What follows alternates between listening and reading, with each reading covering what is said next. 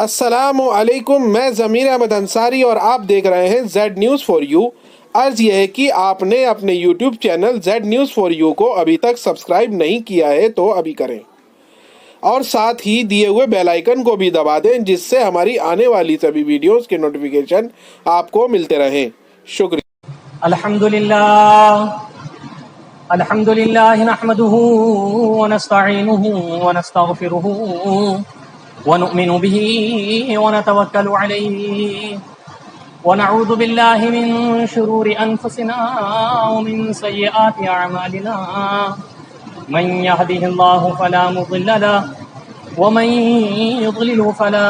هادي له واشهد ان لا اله الا الله وحده لا شريك له واشهد ان محمدا عبده ورسوله اما بعد فان خير الحديث كتاب الله وخير الهدي هدي محمد صلى الله عليه وسلم وشر الامور محدثاتها وكل محدثة بدعة وكل بدعة ضلالة وكل ضلالة في النار فقد قال الله سبحانه وتعالى في القرآن المجيد والفرقان الحميد أعوذ بالله السميع العليم من الشيطان الرجيم من كان يريد الحياة الدنيا وزينتها نوفي إليهم أعمالهم فيها وهم فيها لا يبخسون أولئك الذين ليس لهم في الآخرة إلا النار وحبط ما صنعوا فيها وباطل ما كانوا يعملون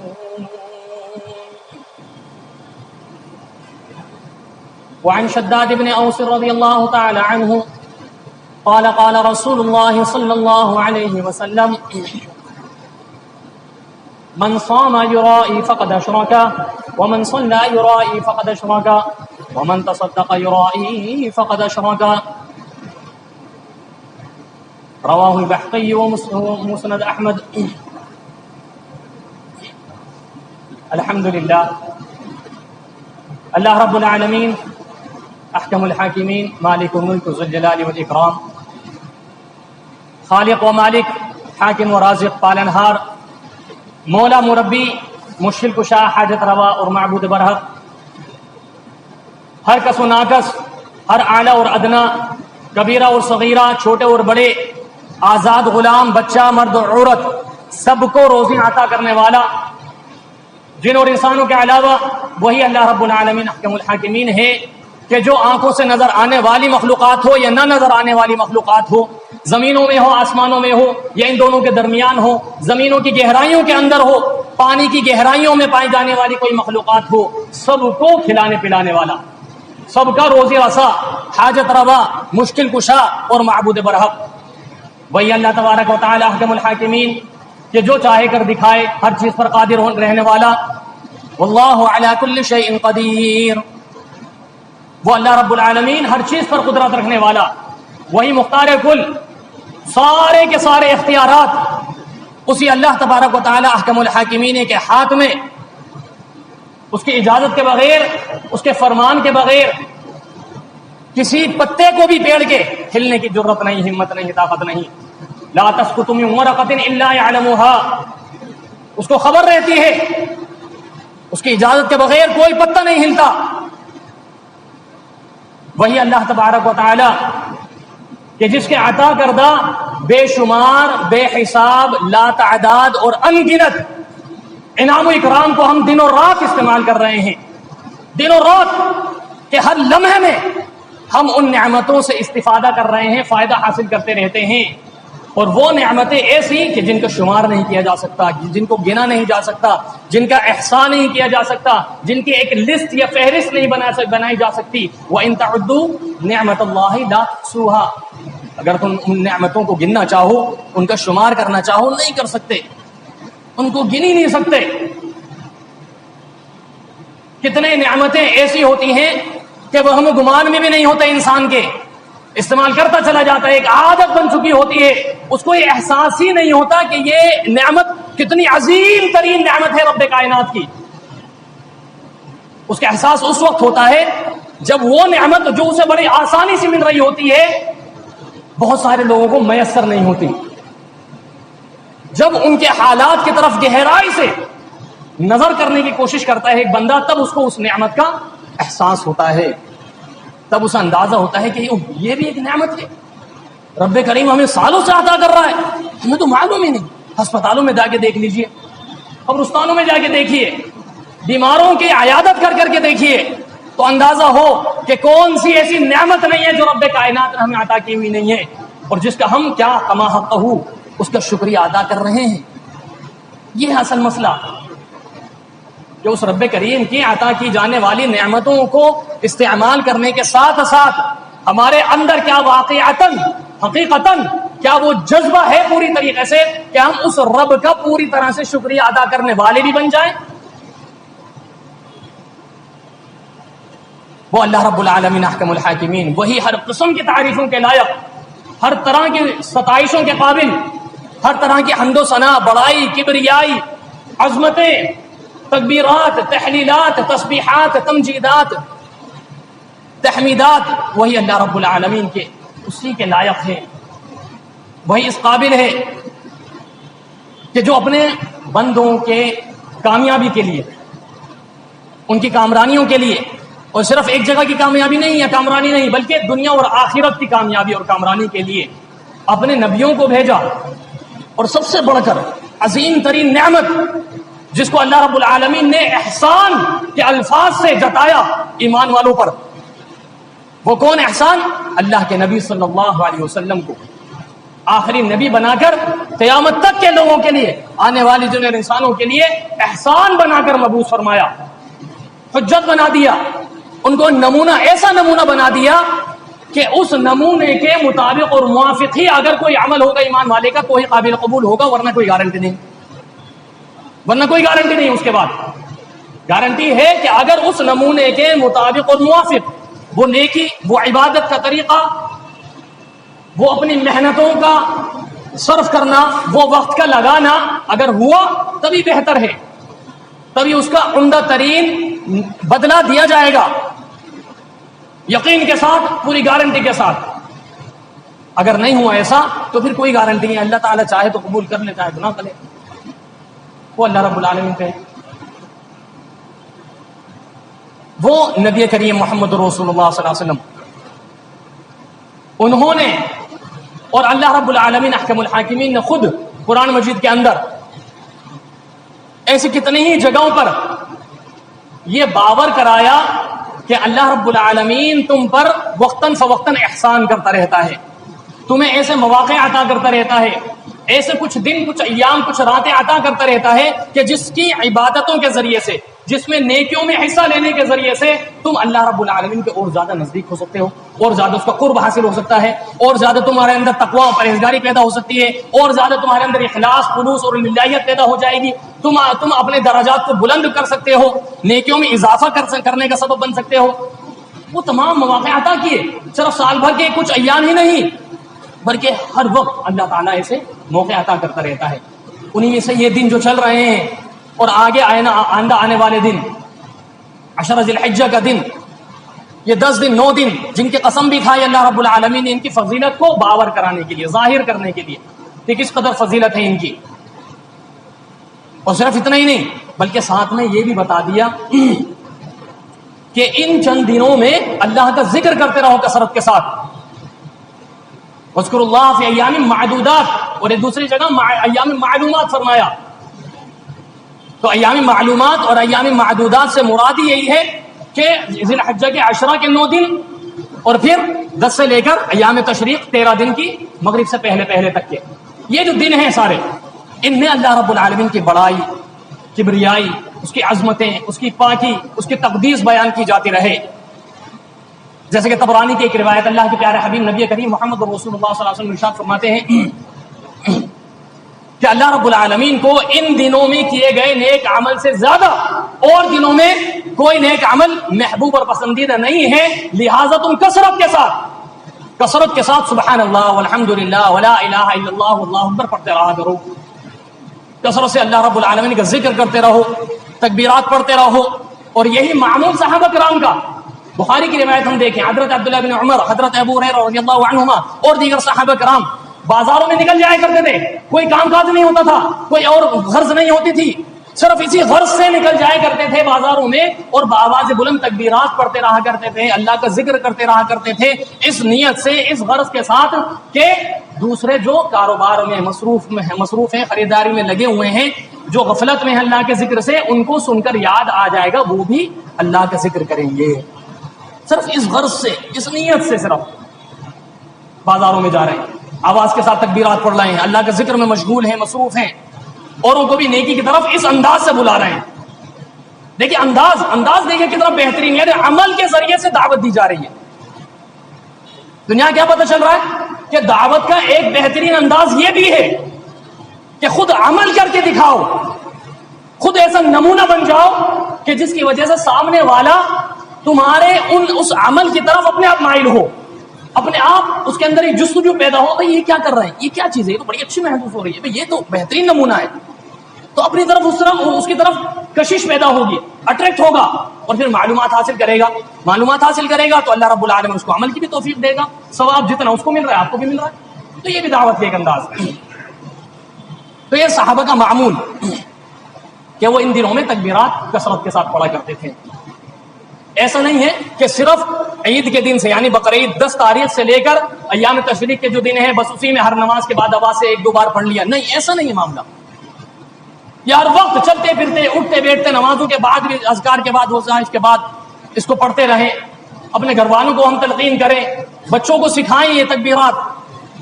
اس کی فضیلت بتائیں، ان دنوں کے اندر کیے گئے نیکیوں کا اجر و ثواب ان کو سمجھانے کی کوشش کریں۔ 3 حدیثیں میں آپ کو بتاؤں جس سے ان دنوں کے اندر کیے جانے والے نیک اعمال کی فضیلت کا اندازہ ہوتا ہے۔ جامع ترمذی، ابن ماجہ اور بیہقی کی الگ الگ روایتیں ترغیب و ترہیب کے اندر بھی یہ موجود ہیں، حضرت ابو ہریرہ رضی اللہ عنہ سے، حضرت سعید بن جبیر رضی اللہ عنہ سے، اور حضرت انس بن مالک رضی اللہ عنہ سے، الگ الگ روایتیں۔ ایک روایت میں کیا کہ اللہ کے پیارے حبیب نبی کریم محمد رسول اللہ صلی اللہ علیہ وسلم نے ارشاد فرمایا کہ ان دنوں میں رکھا جانے والا ایک روزے کا اجر و ثواب 1 سال کے روزوں کے اجر و ثواب کے برابر۔ یہ جامع ترمذی اور ابن ماجہ کی روایت ہے۔ ایک دن کا روزہ ان 9 دنوں کے اندر، عرفہ کا دن جو ہے 9 تاریخ کا، اس کے تو الگ فضیلت ہے، لیکن اس سے پہلے کے جو دن ہے نا، اس میں ایک دن کا روزہ 1 سال کے روزوں کے برابر اجر و ثواب رکھتا ہے۔ یہ فضیلت بتائی جا رہی ہے۔ اور اسی روایت میں آگے کیا بتایا کہ ایک رات کی عبادت کا اجر و ثواب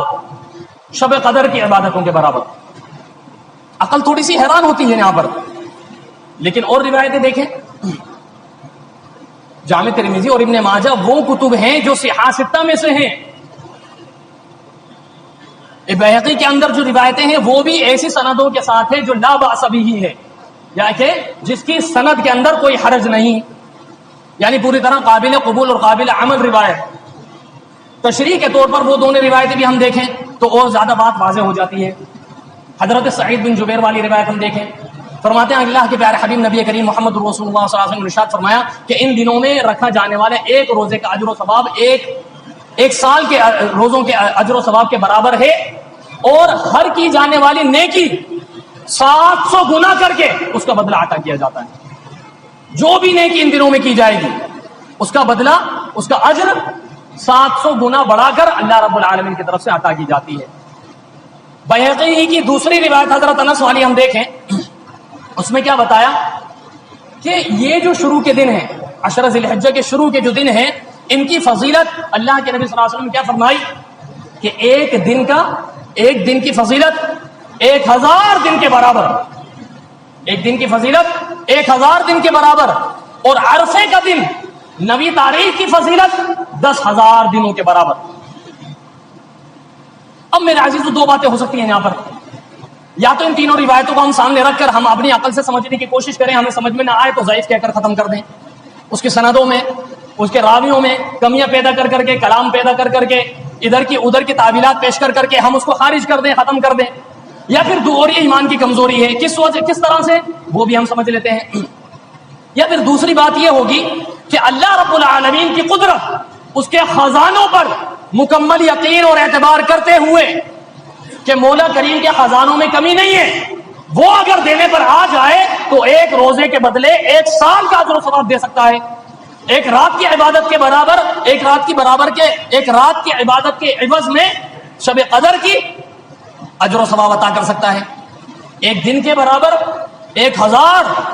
دنوں کا اجر و ثواب عطا کر سکتا ہے۔ اس کے خزانوں میں کمی نہیں ہے، کمی ہے ہی نہیں، جبکہ محدثین وہ ہیں لانے والے، امام ترمذی، امام ابن ماجہ، امام بہقی بھی لے کر آ رہے ہیں تو لا باس بھی سند کے ساتھ لے کر آ رہے ہیں۔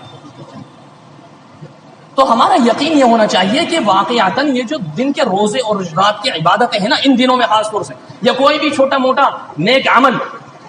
چھوٹی موٹی نیکی، اس کی فضیلت بہت زیادہ ہے، بہت زیادہ اجر و ثواب اللہ رب العالمین عطا کرنے والا ہے، اور وہ بہت زیادہ کتنا بھی ہو سکتا ہے، کتنا بھی ہو سکتا ہے۔ مثال کے طور پر یہ 3 حدیثیں ہمیں مل رہی ہیں۔ ضرورت کس چیز کی ہے؟ اخلاص کی۔ جتنا اخلاص ہوگا اللہ رب العالمین احکم الحاکمین کے ہاں وہ قبولیت کے درجے کو پہنچے گا، اور اسی کے مطابق اور موافق اللہ رب العالمین اس کا اجر و ثواب عطا فرمائے گا۔ اسی طریقے سے عرفے کا دن، عرفے کے روزے کے تعلق سے بیان کیا کہ صحیح مسلم کی روایت ہم دیکھیں، اللہ کے پیارے حبیب نبی کریم صلی اللہ علیہ وسلم کیا ارشاد فرما رہے ہیں کہ یکفر السنۃ الماضیہ والباقیہ، کہ پچھلے 1 سال اور آئندہ 1 سال کے گناہ اس سے معاف ہو جاتے ہیں عرفے کے دن کا ایک روزہ رکھنے سے۔ صحیح ابن خزیمہ کی روایت، آپ نبی کریم صلی اللہ علیہ وسلم ارشاد فرما رہے ہیں کہ عرفے کے دن یعنی 9 ذی الحجہ کی تاریخ کو اللہ رب العالمین اپنے ایمان والے بندوں کو، بہت سارے لوگوں کو جہنم سے آزاد کر دیتا ہے، جن پر جہنم واجب ہو چکی تھی، بشرطے کہ وہ مشرک نہیں تھے، شرک کا ارتکاب نہیں کیا انہوں نے، اور دیگر گناہوں کا ارتکاب کیے ہوئے تھے، تو ان سب کے اللہ رب العالمین ان سب کو جہنم سے آزادی عطا فرما دیتا ہے اس یوم عرفہ کے دن۔ اب یہ بھی ایک مسئلہ ہے کہ عرفے کا دن ہے تو وہ کون سا دن ہونا چاہیے؟ سعودی عرب کے حساب سے عرفہ کا دن ہو یا ہمارے حساب سے عرفہ کا دن ہو؟ تو میرے عزیزوں بہت عام اور سیدھی سی بات ہے، معاملہ سارا وہیں آ کر خراب ہوتا ہے جب ہم شریعت کے اندر اپنی عقل کو دخل دیتے ہیں۔ ہم اپنی عقل کو جتنا دخل دیں گے اتنا ہی معاملہ ہم سے، ہماری سمجھ سے دور ہوتا چلا جائے گا۔ ایمان کا تقاضا، امتی ہونے کا تقاضا یہ ہے کہ جو نبی اللہ رب العالمین نے فرما دیا، نبی کریم محمد رسول اللہ صلی اللہ علیہ وسلم کی وضاحت کے ساتھ احادیث، بہت ساری احادیث مل گئی ہیں، اور یہ بھی اصول ہے کہ ایک حدیث دوسری حدیثوں کی تشریح اور توضیح کر دیتی ہے، اس کی وضاحت کر دیتی ہے۔ تو ایک حدیث اگر ہمیں سمجھنے میں نہیں آ رہی تو اہل علم کے پاس ہم بیٹھیں، وقت لگائیں، تھوڑا سا قربانی دیں وقت کی، اور ہم اس کو سمجھنے کی کوشش کریں کہ اس کے کیا اور دوسرے دیگر اس تعلق سے، اس مسئلے کے بارے میں اور دوسری روایتیں ایسی ہو سکتی ہیں جس سے یہ ایک حدیث کا مسئلہ سمجھ میں آ جائے، اگر ہمیں سمجھ میں نہیں آ رہا تو۔ واضح احادیث ہے کہ چاند دیکھ کر تم روزہ کرو، چاند دیکھ کر افطاری کرو، تو بنیاد کس چیز کو بنایا؟ اور ایک نہیں، بہت ساری روایتیں، تقریباً حدیث کی سب کتابوں میں مل جائیں گی اس طرح کی روایتیں۔ تو بنیاد کس چیز کو بنایا؟ چاند کو بنایا، کسی ملک کو، کسی اور دوسرے شہر کو، کسی اور دیگر علاقے کو نہیں بنایا، بنیاد چاند کو بنیاد بنایا گیا۔ تاریخ چاند کی اسی کے حساب سے چلیں گی، عرفے کا دن وہی مانا جائے گا جس حساب سے ہم نے اپنا چاند دیکھا، اور ہمارے حساب سے 9 تاریخ جو واقع ہوگی وہی ہمارے لیے عرفہ کا دن ہے۔ اگر اس طریقے سے ہم سوچیں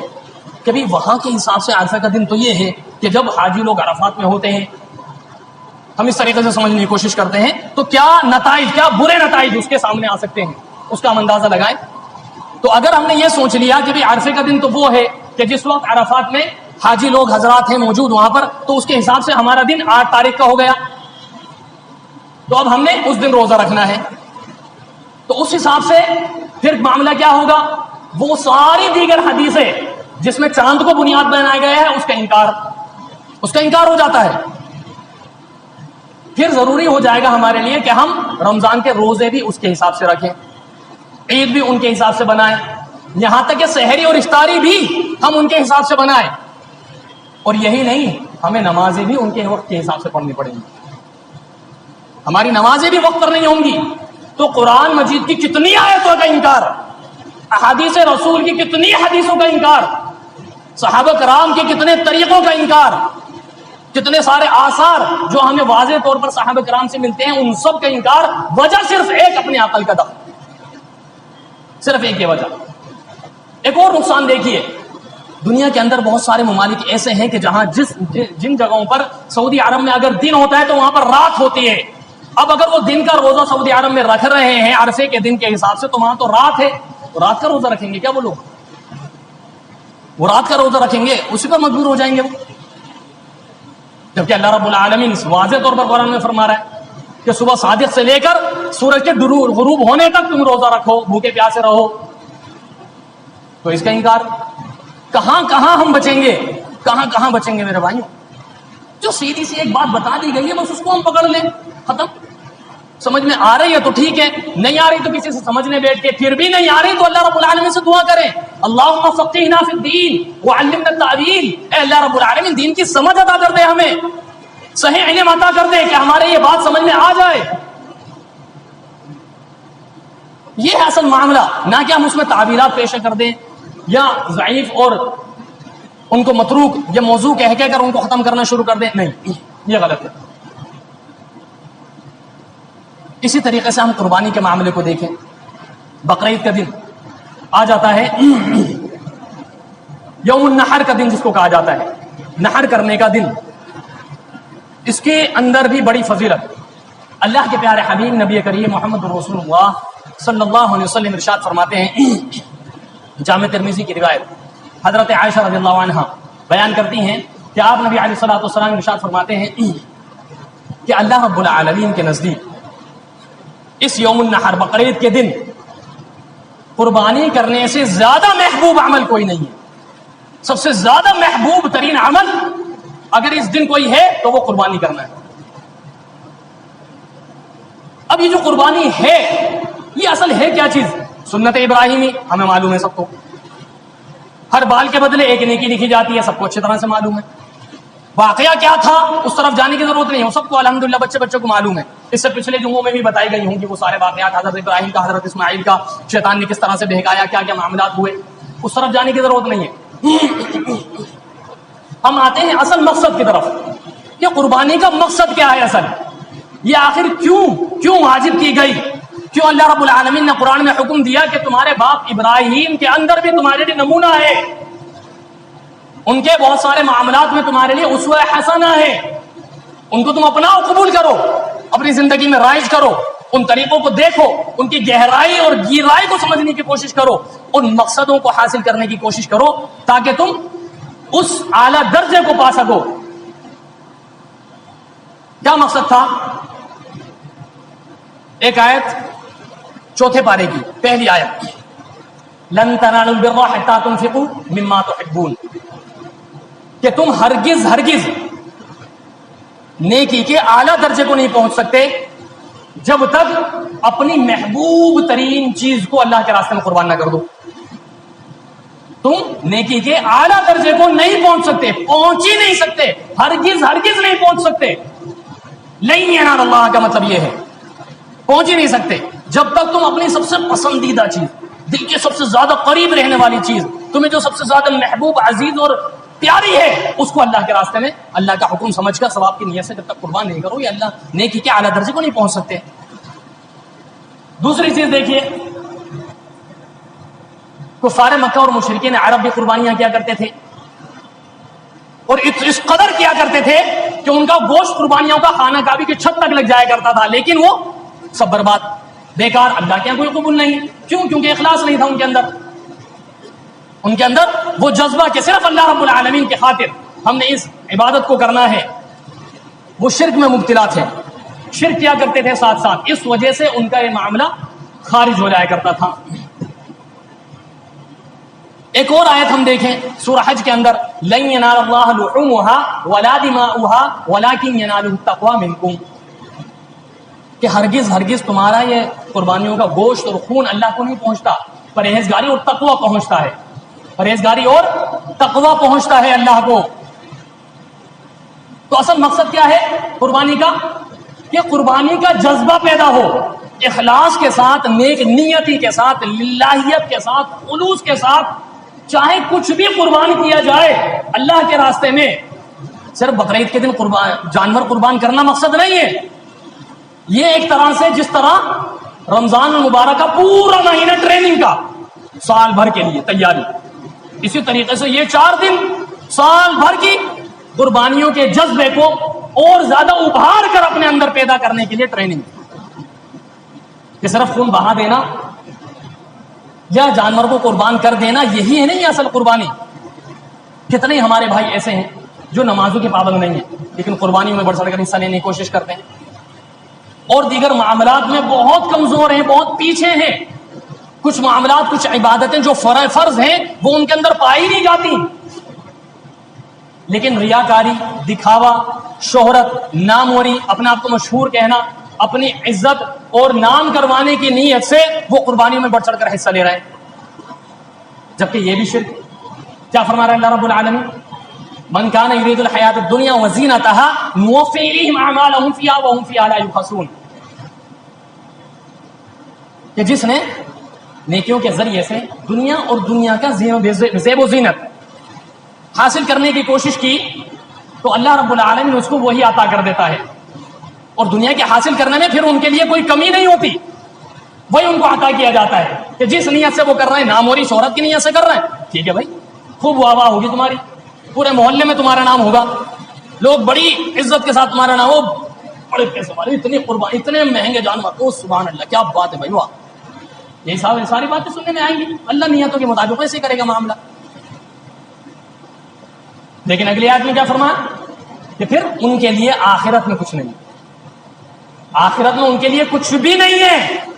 بلکہ جو محنتیں انہوں نے عبادت کے نام پر دنیا میں کی تھی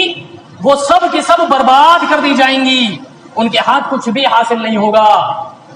تو وہ اجر و ثواب جو ایک بال کے بدلے نیکی لکھی جا رہی تھی وہ کہاں گئی؟ وہ تو سب ختم، وہ سب ختم. حضرت فاطمہ رضی اللہ عنہ والی وہ روایت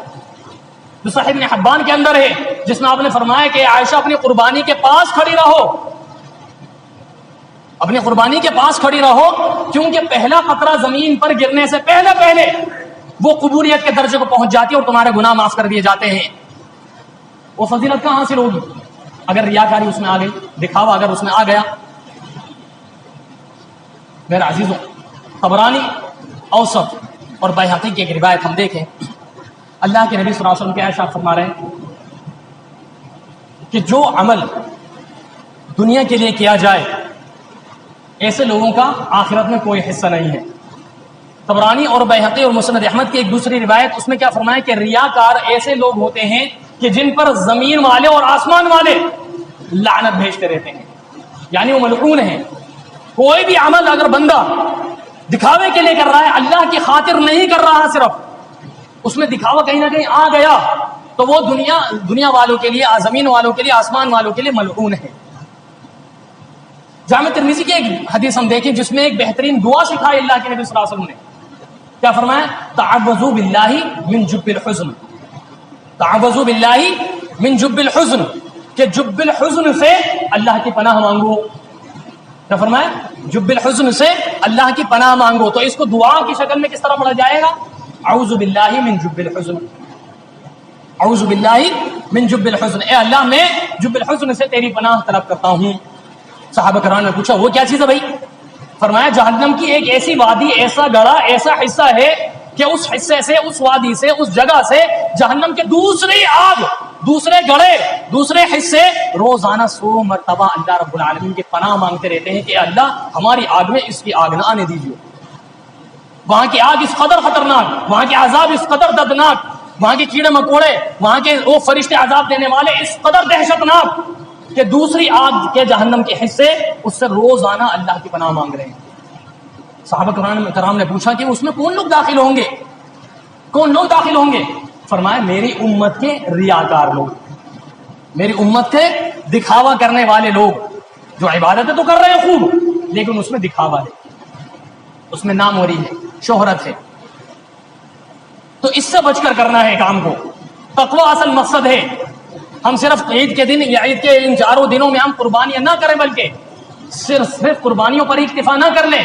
بلکہ قربان کرنے کا جو جذبہ ہے نا، کہ ہم اپنے اندر سے ہر منفی بات کو قربان کریں گے.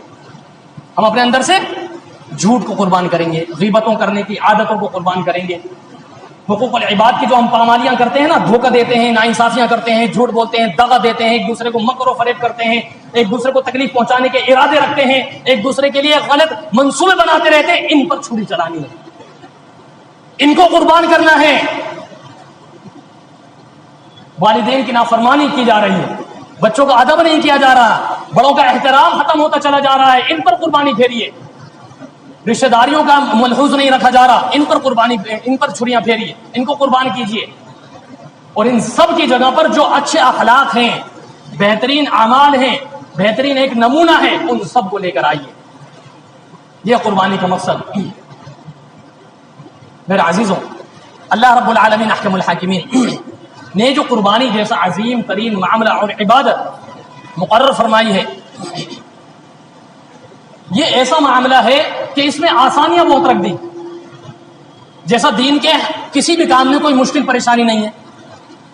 اگر اس کو اچھے طریقے سے سمجھنے کی کوشش کی جائے تو دین کا ہر معاملہ بڑا آسان ہے اس پر عمل کرنا۔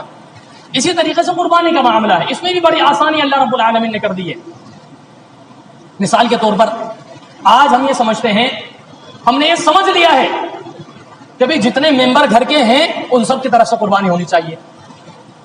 ان سب کی طرف سے قربانی ضروری ہے۔ اچھا، اسی طریقے سے بہت سارے لوگ یہ سمجھ بیٹھے ہیں کہ بھئی ہم تو قرض دار ہیں، ہمارے تو حالات ہی نہیں ہیں، ہمارا تو نصاب ہی نہیں ہے، ہم پر زکوٰۃ فرض نہیں ہو رہی تو ہم قربانی کیسے کریں؟ ہم پر تو قربانی بھی فرض نہیں ہوئی، قربانی واجب نہیں ہو رہی ہم پر۔ نہیں، زکوٰۃ کا اس سے کوئی مطلب نہیں، نصاب کو پہنچنے سے قربانی کا کوئی مطلب نہیں، قرض میں اگر ہیں تو اس سے اس کا کوئی مطلب نہیں۔ قربانی اگر کر سکتے ہیں تو کریں، اسی لیے آسانی کہ ایک گھر کی طرف سے ایک جانور کافی۔ سنن اربعہ کی روایت، یعنی جامع ترمذی، ابن ماجہ، سنن نسائی، مسند احمد، ابن ماجہ اور ابو داؤد وغیرہ کی روایتیں، اس سے ہمیں پتہ چل رہا ہے کہ ایک گھر، پورے ایک گھر کی طرف سے ایک قربانی اگر کر لی جائے تو وہ کافی وافی ہے سب کے لیے۔ بڑے میں ایک حصہ لے لیا جائے تو وہ سب کے لیے کافی وافی ہے۔ ضروری نہیں ہے، ضروری نہیں، بلکہ صحابہ کے تابعین کے زمانے میں یہ ہر ایک ممبر کی طرف سے قربانی کرنے کو فخر محسوس کیا جاتا تھا، دکھاوے میں شمار کیا کرتے تھے وہ لوگ اس چیز کو۔ اللہ یہ کہ اللہ رب العالمین نے کسی کو خاص توفیق دی ہوئی ہے کہ وہ خاص اللہ کی رضا کے لیے ہی اللہ نے اس کو عطا کیا ہے، تو ہر ممبر کی طرف سے ایک ایک جانور کر رہا ہے، اخلاص کے ساتھ، تقوی کے ساتھ، بغیر کسی دکھاوے کے۔ وہ تو ایک الگ معاملہ ہے، ورنہ اکثر یہ دیکھنے میں آتا ہے کہ اس میں بھی دکھاوا آ جاتا ہے۔ جامع ترمذی کی ہم حدیث دیکھیں، حضرت عطا بن یسار تابعی ہیں، حضرت ابو ایوب انصاری رضی اللہ تعالی عنہ کے شاگرد ہیں، پوچھتے ہیں اپنے استاد سے، یعنی حضرت ابو ایوب انصاری رضی اللہ عنہ سے پوچھتے ہیں کہ اللہ کے نبی صلی اللہ علیہ وسلم کے زمانے میں آپ لوگ قربانیاں کیسے کیا کرتے تھے؟ استاد تھے، فوراً باریکی کو سمجھ گئے کہ میرا یہ شاگرد کس انداز میں اس سوال کو کر رہا ہے، تو جواب کیا دے رہے ہیں کہ ہم نبی صلی اللہ علیہ وسلم کے زمانے میں ہم میں سے ہر بندہ ایک بکری اپنی اور اپنے گھر والوں کی طرف سے قربان کر دیا کرتا تھا، خود بھی کھاتا تھا، اوروں کو بھی کھلایا کرتا تھا۔ لیکن پھر آہستہ آہستہ وقت کے ساتھ ساتھ معاملہ ایسا ہو گیا کہ فخر اور دکھاوا لوگوں کے اندر پیدا ہو گیا، پیسہ آ گیا، مال آ گیا تو دکھاوا اور فخر پیدا ہونے لگا، اور وہ حالت ہو گئی جو آج تم دیکھ رہے ہو، یعنی ہر بندہ اپنے گھر والوں کے ہر ممبر کی طرف سے، ہر فرد کی طرف سے کرنے پر لگا ہوا ہے، اسی کوشش میں لگا ہوا ہے۔ اللہ رب العالمین نے دیا ہے تو بہت اچھی بات ہے، منع نہیں ہے، لیکن دکھاوا نہیں ہونا چاہیے، اخلاص ضروری ہے۔ آپ ہر ممبر کی طرف سے 10 کیجئے، منع نہیں ہے، پورے گھر والوں کی طرف سے 1 کیجئے، وہ بھی کافی ہے۔ ضروری کیا چیز ہے؟ وہ ہے اصل مقصد، وہ ہے تقوی، وہ ہے اخلاص، وہ ہے للہیت، صرف اللہ رب العالمین کی خاطر، اس کا حکم سمجھ کر، سنت ابراہیمی مان کر اس عمل کو کرنا ہے، تاکہ وہ پورا کا پورا قبولیت کو پہنچے۔ اس کے پیچھے جو اصل مقصد ہے، جو بدلہ ہے، اس کا اجر عظیم ہے، اس کے ہم پوری طرح سے حقدار بن سکیں۔ اسی طریقے سے میرے عزیزوں، ایک اہم معاملہ میت کی طرف سے قربانی، حالانکہ یہ اختلافی مسئلہ نہیں ہے، اس کو بنا دیا گیا اختلافی مسئلہ، یہ ہے ہی نہیں اختلافی مسئلہ، نہ کوئی ایسا مسئلہ ہے جو سمجھ میں نہ آئے۔ کھلے ذہن کے ساتھ ان ساری حدیثوں کو سامنے رکھ کر اگر سمجھنے کی کوشش کی جائے تو انشاءاللہ الحمدللہ بہت آسانی کے ساتھ یہ ساری بات واضح ہو جاتی ہے کہ پوری طریقے سے میت کی طرف سے قربانی کرنا جائز ہی نہیں بلکہ سنت بھی ہے، لیکن کیا کریں، اللہ رب العالمین ہم سب کے نیک سمجھ کی توفیق عطا فرما دے، اور ہماری اس عادت رذیلہ کو کہ دین کے اندر، شریعت کے اندر اپنی عقل کا دخل دینا، اس بری عادت سے ہم سب کو اپنی پناہ میں جگہ عطا فرما دے، یہ عجیب و غریب عادت ہم سب سے دور کر دے۔ ہم اس میں بھی تعویلات پیش کرنے لگ جاتے ہیں کہ نہیں ایسا ہوا ہوگا، ایسا ہوتا تو یوں ہوتا، تو اس طرح سے کیوں نہیں ہوا، ویسا۔ اللہ اکبر کبیرہ۔ 4-5 روایتیں بالکل واضح اور صاف، صحیح مسلم کی، مسند احمد کی، بیہقی کی، ابن ماجہ کی، جامع ترمذی کی، سنن ابو داؤد کی، مستدرک حاکم کی، مسند احمد کی، حضرت عائشہ رضی اللہ عنہ، حضرت علی رضی اللہ عنہ، حضرت جابر رضی اللہ عنہ، حضرت ابو ہریرہ رضی اللہ عنہ، حضرت رافع رضی اللہ عنہ، ابو رافع، حضرت انس بن مالک رضی اللہ عنہ، اور بھی دیگر راوی ہیں، اور بھی دیگر صحابہ کرام ہیں۔ مختصراً ایک ایک روایت کو نہیں بتا رہا میں، مختصر اس کا لب لباب جو نچوڑ ہے۔ حضرت عائشہ والی جو صحیح مسلم کی روایت ہے اس میں ہم دیکھیں کہ لمبی حدیث ہے جس میں قربانی کا ذکر ہے، ذبح کرنے کا ذکر ہے، وہ بیان کرتے ہیں کہ پھر ثم قال، پھر آپ نے کہا، اسی حدیث کے آخر میں کہ ثم قال بسم اللہ اللہم تقبل من محمد و آل محمد ومن امت محمد ثم ضحى به، کہ پھر اللہ کے پیارے حبیب نبی کریم صلی اللہ علیہ وسلم نے فرمایا کہ اللہ کے نام سے شروع کرتا ہوں، اے اللہ اس کو قبول فرما، محمد صلی اللہ علیہ وسلم کی طرف سے، آل محمد یعنی محمد صلی اللہ علیہ وسلم کے سارے گھر والوں کی طرف سے، اور محمد صلی اللہ علیہ وسلم کی امت کی طرف سے اس قربانی کو قبول فرما۔ امت میں کون تھا بھائی؟ جو نبی کریم محمد رسول اللہ صلی اللہ علیہ وسلم کے سامنے موجود تھے وہ بھی، جو قیامت تک آنے والے لوگ تھے وہ بھی، اور جو آپ کی موجودگی میں ہی پہلے وفات پا چکے تھے، جنگ بدر، جنگ احد وغیرہ میں یا اور دیگر غزوات میں شہید ہو چکے تھے، فوت ہو چکے تھے، وہ بھی اس میں امت میں شامل ہیں، یا ان کو امت سے خارج کر دیا جائے گا؟ وہ امتی نہیں تھے؟ کوئی فتویٰ دے سکتا ہے اس چیز کا کہ وہ امتی نہیں تھے؟ تو آپ نے تو یہ کہا ہی نہیں کہ جو مجھ سے پہلے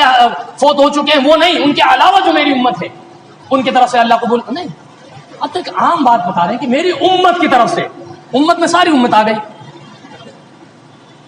اس کی اور وضاحت دیکھیے ابن ماجہ کی ایک روایت، نہیں ابن ماجہ کی روایت، حضرت ابو ہریرہ رضی اللہ عنہ بیان فرماتے ہیں کہ اللہ کے نبی صلی اللہ علیہ وسلم، یہاں 2 مسئلے واضح ہو رہے ہیں اس حدیث کے اندر۔ فرماتے ہیں کہ اللہ کے نبی کریم صلی اللہ علیہ وسلم جب بھی قربانی کا ارادہ کرتے تو 2 فرما موٹے تازے چت کبرے سینگوں والے خصی مینڈوں کی قربانی کرتے۔ ایک مسئلہ تو یہ واضح ہوا کہ خصی جانور کی قربانی ہو سکتی ہے۔ کیا ہو سکتا ہے؟ خصی جانور کی قربانی پوری طریقے سے کی جا سکتی ہے۔ بڑا عجیب معاملہ ہے میرے عزیزوں، یہ ایک طرح کی جہالت ہم کہہ لیں ہمارے اندر، یا کم علمی، لا علمی، علم سے ہماری اندر دوری بہت زیادہ پیدا ہو چکی ہے، جو دین کا اصل علم ہونا چاہیے ہمارے اندر، کہ ضروری مسائل ہم کو، ہمارے عورتوں کو، ہمارے بچوں کو معلوم ہونے چاہیے، ہم اس سے بہت دور ہیں۔ ایسے ایسے معاملات، ایسے ایسے سوالات آتے ہیں، اللہ اکبر، عقل حیران ہو جاتی ہے کہ یہ ایک انسان پوچھ رہا ہے، ایک سمجھدار آدمی ایسا سوال کر رہا ہے۔ مثال کے طور پر ایک شخص نے سوال کیا، ایک شخص بڑا سمجھدار دکھنے والا، بہت اچھا بردبار شخص لگ رہا ہے، اس نے سوال کیا کر رہا ہے وہ کہ ایک امام ہے جو مسجد میں نماز پڑھا رہے ہیں، انہوں نے نماز تو سب کو پڑھا دی، اب انہوں نے اپنی نماز کب پڑھی؟ انہوں نے اپنی نماز کہاں پڑھی؟ انہوں نے تو پڑھائی ہے، سب کو اپنی نماز ہے، اوروں کو پڑھا نماز پڑھا دی، انہوں نے اپنی نماز کب پڑھی بھائی؟ ایسا سوال کیے جا رہے ہیں۔ ایسی ایک شخص پوچھ رہا ہے کہ بھئی عیب دار جانور کی قربانی جائز نہیں ہے، تو پھر خصی قربانی کیسے کریں گے؟ گویا کہ نبی کریم محمد رسول اللہ صلی اللہ علیہ وسلم جو وضاحت کر رہے ہیں عیب دار جانور کی، سنن اربعہ کی روایتیں ہیں، حضرت علی رضی اللہ عنہ اور دوسرے صحابہ کو آپ نے حکم دیا کہ بھی جانور کو اچھی طرح سے دیکھ لو، اس کا کان کٹا ہوا نہ ہو، اس میں کوئی لنگڑا پن نہ ہو، بھینگا پن نہ ہو، اندھا پن نہ ہو، کوئی بیمار لاغر بوڑھا نہ ہو، کہ وہ سب چیزیں اس کا وہ عیب ظاہر ہو۔ تو نعوذ باللہ، اللہ کے نبی صلی اللہ علیہ وسلم کو نہیں پتا تھا کہ خصی ہونا عیب ہے، آپ اس کی وضاحت نہیں کر سکتے تھے، اس لیے ہم نے آج یہ سمجھ لیا کہ خصی جانور کی قربانی نہیں ہو سکتی۔ نہیں میرا عزیز، تو آپ نبی کریم صلی اللہ علیہ وسلم خود کر رہے ہیں. یہ ابن ماجہ کی حضرت ابو ہریرہ رضی اللہ عنہ والی روایت کہ 2 فربا موٹے تازے چتکبرے سینگوں والے خصی مینڈے لیتے. ایک مسئلہ خصی جانور کی قربانی کا واضح ہو گیا. دوسرا حدیث کے آگے دیکھیں ہم دونوں کی قربانی کرتے. ایک کو کرتے کس کی طرف سے؟ اپنی امت کے ان لوگوں کی طرف سے، اپنی امت کے ان لوگوں کی طرف سے جو توحید کا اقرار کیے ہوئے تھے اور رسالت کا اقرار کر چکے تھے، جنہوں نے توحید کا اور رسالت کا اقرار کیا تھا، یعنی سچے دل سے لا الہ الا اللہ محمد رسول اللہ پڑھا تھا. اپنی امت کے ان لوگوں کی طرف سے. اس میں بھی امت آ گئی، وہ جو موجود ہیں، جو آئندہ آنے والے ہیں، جو گزر چکے ہیں، فوت شدہ ہیں، وہ سب اس میں شامل. ان کی طرف سے ایک جانور کر رہے ہیں اور دوسرا مینڈا کر رہے ہیں آپ اپنے اور اپنے گھر والوں کی طرف سے. ابن ماجہ ہی کی دوسری روایت ہم دیکھیں حضرت جابر والی، اس میں کیا حدیث کے آخر میں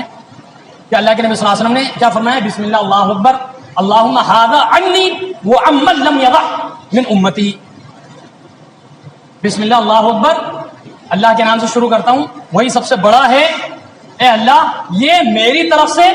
اور میری امت کے ان لوگوں کی طرف سے جو قربانی نہیں کر سکے،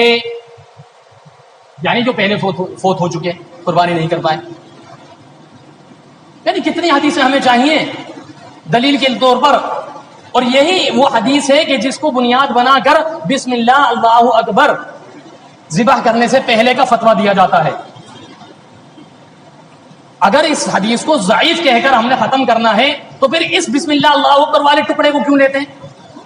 اور آگے میت کی طرف سے قربان کرنے والے جو واضح ہو رہا ہے مسئلہ، اس کو ہم ضعیف کہہ کر ختم کر دیتے، جبکہ ایک ہی حدیث ہے، ایک ہی حدیث کے الفاظ ہیں. حضرت علی والی حدیث ہم دیکھ لیں، مستدرک حاکم وغیرہ کی، جامع ترمذی کی.